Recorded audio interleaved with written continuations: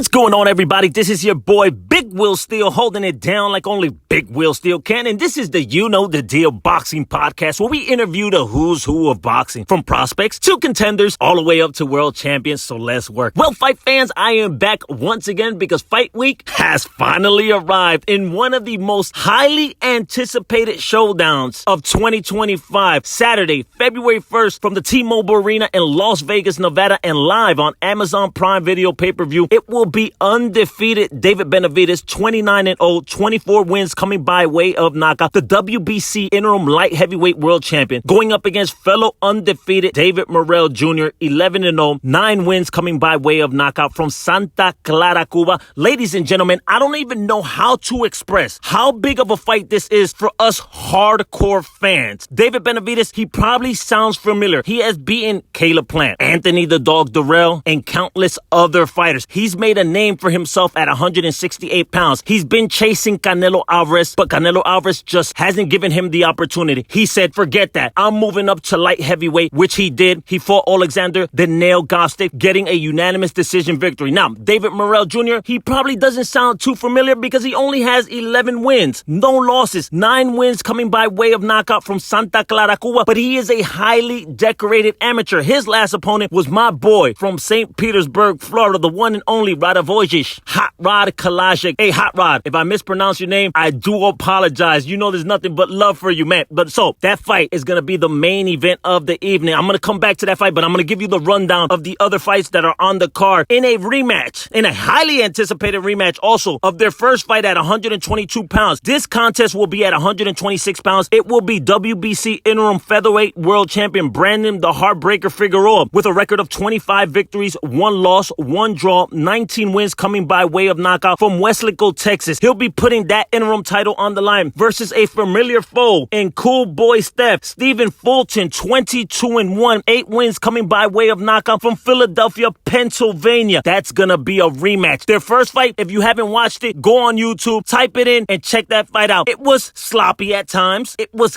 great at other times. They were going back and forth, a phone booth fight, Mexican style. It was a great fight. Sometimes, like I said before, it was sloppy. Now, also on the card, Pitbull Cruz, 26 wins, 2 losses, 1 draw, 18 wins coming by way of knockout from Mexico City, Mexico, going up against a fellow Mexican. So we have a Mexican-style clash. Angel Ferrero, if I mispronounce his name, I do apologize. 23 wins, 2 losses, 2 draws, 18 wins also coming by way of knockout. He's from Tijuana, Baja California, Mexico. He's coming off a TKO victory. Pitbull Cruz is coming off a decision loss where he lost his WBA super lightweight world title to Jose Rayo Venezuela. Also on the card, Jesus Ramos versus Jason Rosario and young phenom Kernmel Moulton. Also on the card, that was just announced a few days ago. I'm happy to see him, that young phenom. All right, so I'm going to give you the breakdown. I'm going to start with the Pitbull Cruz versus Angel Ferrero. Mexican versus Mexican. That's pretty much all I have to say. They're two come-forward fighter who throws bombs, not too defensively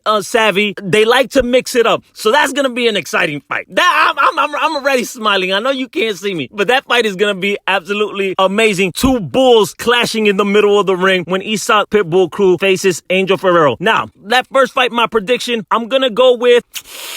Oh, that's going to be a tough one, man. Who's going to outlast the other? I'm going to go with Pitbull Cruz by stoppage victory. I think he stops him late in the 10th round because he's just not going to knock out another Mexican. So I'm going to go with the 10th round stoppage. Mark it down. Now, in the co-main event of the evening, this is a tough fight. Where is the fight going to happen? When I say where's the fight going to happen, is it going to happen in the corners, on the ropes, or in the middle of the ring? If it happens in the middle of the ring, I'm going with Cool Boy Steph. If it happens on the ropes, like the first fight where Brandon Figueroa was letting his hands go, I'm going to go with Brandon the Heartbreaker Figueroa. Now, a little bit of a breakdown. Brandon Figueroa is not the most eye-catching, the most pleasing, the most technically sound fighter in this contest. He just comes forward. His offense is his defense. He lets his hands go. He likes to bang the body. He's a great body puncher. He got Louis Neary out of there with a tremendous body shot. But, like I said before, it's like face first. You hit me 3 times. I want to land 1. His career is not going to last long, so just enjoy it while it lasts. He was a former champion at 122 pounds. He's the interim featherweight world champion for this fight. Now, Cool Boy Steph can box from Philadelphia, Pennsylvania, can bang, can stay in the middle of the ring. He doesn't want to go to the ropes. If his trainer told him, don't go to the ropes, don't go to the ropes in the first fight. So let's see if he learns, because they haven't fought. That fight happened in 2021. We're in 2025, and this is when the fight is going to happen now. For that fight, I'm going to go with the boxer with the better tools. You know, he has more tricks in the bag. I'm going to go with Cool Boy Stephen Fulton by,